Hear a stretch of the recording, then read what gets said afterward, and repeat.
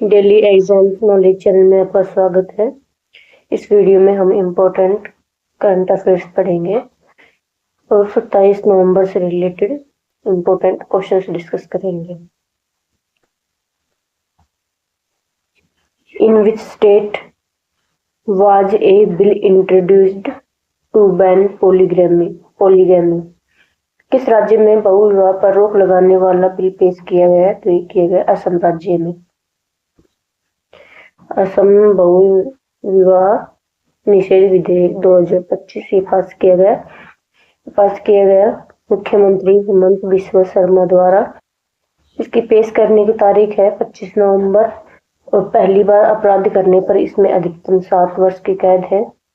विवाह को छुपाने पर इसमें अधिकतम 10 वर्ष की कैद है और दोबारा अपराध करने पर इसमें पिछली सजा से दुगनी सजा है। ये छठी अनुसूचित क्षेत्र में ये छूट वाले क्षेत्र हैं, इनमें ये कानून लागू नहीं होता और अनुसूचित जनजातियों में भी ये कानून लागू नहीं होता अनुच्छेद 342 के अनुसार। In which sport did India women win the world cup title again?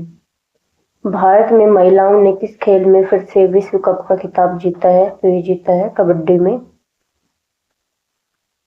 Final result में भारत ने चीनी ताइपे को 35-28 से हराया।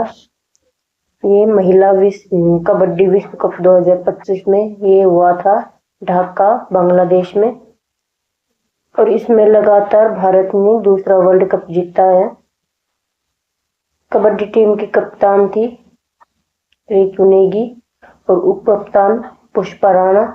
इसमें स्टार खिलाड़ी हैं संजू देवी जो छत्तीसगढ़ से हैं और सेमीफाइनल में भारत ने ईरान को 33-21 से हराया। Recently, which anniversary of 26/11 Mumbai attack was observed? हाल ही में 26/11 मुंबई हमले की कौन सी बरसी मनाई गई है? तो ये मनाई गई है 17वीं।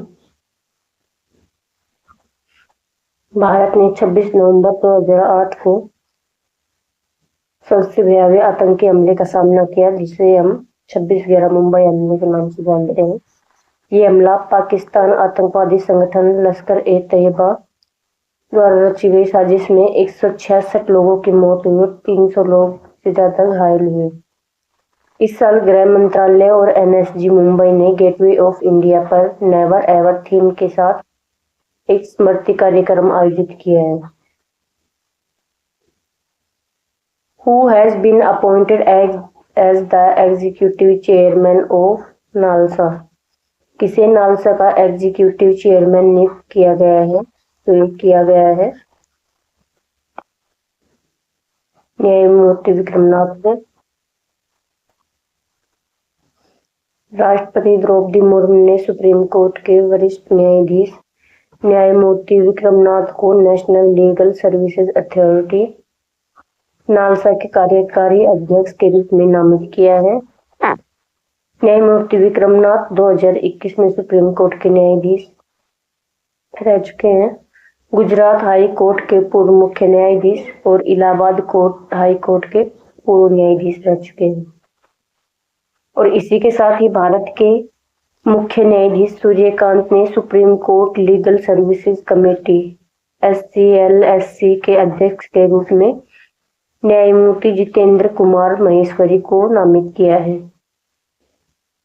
न्यायमूर्ति जितेंद्र कुमार महेश्वरी 2021 में सुप्रीम कोर्ट के न्यायाधीश, आंध्र प्रदेश हाई कोर्ट के पूर्व मुख्य न्यायाधीश और मध्य प्रदेश हाई कोर्ट के पूर्व न्यायाधीश रह चुके हैं।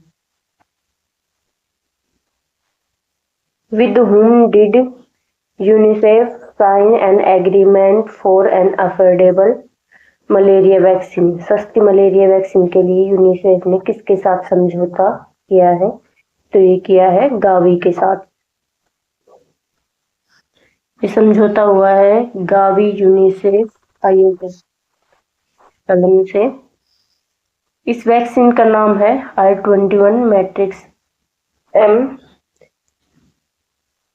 इसकी नई कीमत है प्रति डोज की $2.99 और कुल संभावित बजट ये है 19 मिलियन डॉलर, अतिरिक्त डोज 3 करोड़, और इसमें संरक्षित बच्चे हैं 70 लाख 2030 तक, और गावी का लक्ष्य है 5 करोड़ बच्चों का टीकाकरण करना। Which state topped in digitization of SIF forms? SIF form में डिजिटाइजेशन में कौन सा राज्य टॉप पर है? तो ये है गोवा। में SR की अवधि है 4 नवंबर से 5 दिसंबर, और फर्म एकीकृत है 99.07, लगभग 51 करोड़ मतदाताओं का कवरेज है, और फर्म डिजिटलीकरण 47.35%, 24 नवंबर 2025 तक का। इसमें शीर्ष राज्य है गोवा, सेकंड नंबर पे है राजस्थान, और नीचे से है केरल, और फिर है उत्तर प्रदेश। इसमें अगली मुख्य तिथि है 9 दिसंबर, मसौदा मतदान सूची जारी है। डिजिटलीकरण द्वारा, ये डिजिटलीकरण बूथ स्तर अधिकारियों के द्वारा होगा। Who paid tribute to martyrs of operation Pawan for the first time? किसने ऑपरेशन पवन के शहीदों को पहली बार श्रद्धांजलि दी? तो ये दी है भारतीय सेना ने। ऑपरेशन पवन की शुरुआत 1987 में हुई, जब भारत ने इंडो श्रीलंका समझौते के तहत श्रीलंका में भारतीय सेना शांति सेना तैनात की। इसमें 1171 भारतीय सैनिक शहीद हुए। मेजर रामास्वामी परमेश्वरन को 1987 में मरने के बाद परमवीर चक्र मिला। 2024 में पहली बार ऑपरेशन पवन शहीद को आधिकारिक श्रद्धांजलि दी गई। ये भारत का सबसे बड़ा विदेशी सैन्य अभियान माना जाता है। At what age died the famous South Korean actor Lee Seung-jae? मशहूर साउथ कोरियन एक्टर ली सून-जे का कितने वर्ष की आयु में निधन हो गया? तो ये हो गया 91 की में।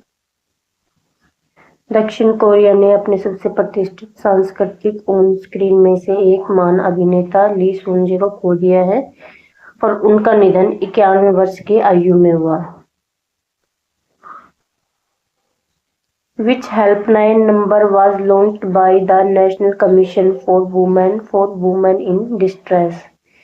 राष्ट्रीय महिला आयोग ने संकटग्रस्त महिलाओं के लिए कौन सा हेल्पलाइन नंबर शुरू किया? तो ये किया है 14490। ये नया हेल्पलाइन नंबर जारी किया है 14490, और ये 24 घंटे 7 दिन टोल फ्री शॉर्ट कोड से लॉन्च किया गया है राष्ट्रीय महिला आयोग द्वारा। इसका उद्देश्य है संकटग्रस्त महिलाओं को त्वरित और सुलभ सहायता देना। ये कवरेज करता है घरेलू हिंसा, उत्पीड़न, साइबर अपराध और कानूनी सहायता। इसकी कनेक्टिविटी है NCW की मौजूदा राष्ट्रीय हेल्पलाइन प्रणाली से जुड़ा हुआ है। The 5th Khelo India university games begin at the Sawai Mansingh stadium. 5वें खेलो इंडिया यूनिवर्सिटी गेम कहाँ के सवाई मानसिंह स्टेडियम में शुरू हुए हैं? तो ये हुए हैं जयपुर। इवेंट्स हैं 5वें खेलो इंडिया यूनिवर्सिटी गेम्स, ये हुए हैं सवाई मानसिंह स्टेडियम जयपुर में, और ये चलेंगे 24 नवंबर से 5 दिसंबर तक। इसमें मेजबान राज्य है राजस्थान, और मेजबान शहर इसमें जयपुर, अजमेर, उदयपुर, जोधपुर, बीकानेर, कोटा, भरतपुर, और इसमें प्रतिभागी हैं लगभग 7000, और जिसमें से 230 विश्वविद्यालय हैं, और उनमें से 5000 से अधिक खिलाड़ी हैं। इसमें खेल विधाएं हैं 23 प्रतिस्पर्धात्मक खेल, खो-खो को प्रदर्शन खेल के रूप में शामिल किया गया है। Which bank was awarded the best profitable cooperative bank? किस बैंक को बेस्ट प्रॉफिट कमाने वाले कोऑपरेटिव बैंक का सम्मान मिला है? तो ये मिला है RCMS बैंक को। ये पुरस्कार मिला है बेलगावी जिले का सबसे सर्वश्रेष्ठ लाभ कमाने वाला बैंक 2025 में। ये बैंक है रानी चन्नम्मा महिला सहकारी बैंक, RCMS बैंक। इसका मुख्यालय है बेलगावी, कर्नाटक में। ये 72वां अखिल भारतीय सहकार सप्ताह कार्यक्रम के अंतर्गत है और ये स्थान है हावेरी, कर्नाटक। इसके आयोजक है Karnataka state urban cooperative banks federation और इसकी अध्यक्षता कर रही हैं प्रीति कोरे दर्दवान। How many districts will Delhi have instead of 11? Delhi में 11 की जगह कितने जिले होंगे? तो ये होंगे 13। दिल्ली के राजस्व जिले 11 से बढ़कर 13 होंगे। उप विभाग SDM कार्यालय ये 33 से बढ़कर 39 होंगे। हर जिले में एक मिनी सचिवालय स्थापित किया जाएगा। सदर जोन को पुरानी दिल्ली जिले में शामिल किया जाएगा।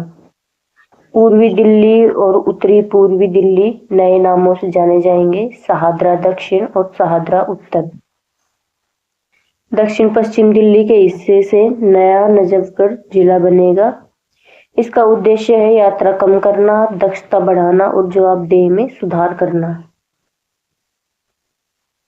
Recently when was national constitution day celebrated? हाल ही में राष्ट्रीय संविधान दिवस कब मनाया गया? तो ये मनाया गया 26 नवंबर को। इसके अंगीकरण की तिथि है 26 नवंबर 1949। लागू करने की तिथि है 26 जनवरी 1950 और संविधान की आधिकारिक घोषणा ये 19 नवंबर 2000 संविधान दिवस की ये 19 नवंबर 2015 को। ये निर्माण किया गया 2 वर्ष 11 महीने और 18 दिन में। इसकी मसौदा समिति के अध्यक्ष डॉक्टर BR अम्बेडकर। अंगीकरण के समय कुल अनुच्छेद थे 395 और वर्तमान अनुच्छेद है 2025 तक 448। संविधान की लंबाई है ये विश्व का सबसे लंबा लिखित संविधान है और इसमें अनुसूचियों की संख्या है 12। इसके बारे में हम और इम्पोर्टेंट बात जान लेते हैं। संविधान सभा का गठन हुआ था 9 दिसंबर 1946 को। संविधान सभा की पहली बैठक हुई थी 9 दिसंबर 1946 को। डॉक्टर राजेंद्र प्रसाद का अध्यक्ष के रूप में चयन हुआ था 11 दिसंबर 1946 को। डॉक्टर BR अम्बेडकर की अध्यक्षता में मसौदा समिति का गठन हुआ था 29 अगस्त 1947 को। संविधान के मसौदा का प्रस्तुतिकरण ये 4 नवंबर 1948 को और संविधान का अंगीकरण हुआ था 26 नवंबर 1949 को और संविधान को लागू किया गया था 26 जनवरी 1950 को, जिसे हम गणतंत्र दिवस कहते हैं। संविधान पर खुले सत्रों में कुल 165 दिन बहस हुई थी। 26 नवंबर को ही राष्ट्रीय दुग्ध दिवस भी मनाया जाता है। ये हर वर्ष 26 नवंबर को मनाया जाता है और ये भारत के श्वेत क्रांति के जनक डॉक्टर वर्गीज कुरियन की जयंती को समर्पित किया जाता है। इसमें भारत का उत्पादन 2023 से 24 तक 239.3 मिलियन टन और प्रति व्यक्ति की उपलब्धता है 471 ग्राम प्रतिदिन। इसमें महिलाओं की भागीदारी है 70% और जो गोकुल मिशन बजट है वो है 3400 करोड़। AI 2024-25 ये है 265.55 लाख। NPDD लक्ष्य ये है अवसंरचना प्लस बाजार विस्तार और इसमें साइबर डेयरी प्लांट रोहतक ये 350 crore. What was the rank of India in the ISSS Rifle Pistol World championship 2025 Bharat ISSF rifle pistol विश्व चैंपियनशिप 2025 में कौन से स्थान पर है? तो ये है तीसरे स्थान पर। आईएसएसएफ विश्व चैंपियनशिप राइफल पिस्टल 2025 का आयोजन मिस्र के काहिरा में हुआ, जिसमें 70 राष्ट्रीय ओलंपिक समितियों के 720 निशानेबाज। भारत ने शानदार प्रदर्शन करते हुए 13 पदकों के साथ तीसरा स्थान हासिल किया, जिसमें 3 स्वर्ण, 6 रजत और 4 कांस्य पदक शामिल हैं। आईएसएसएफ इसकी स्थापना 1907 में हुई थी, जिसका मुख्यालय है म्यूनिख में, और वैश्विक राइफल पिस्टल शॉटगन खेलों का ये संचालन करता है। पहला आईएसएसएफ विश्व चैंपियनशिप ये 1897 में लियोन में आयोजित किया गया था।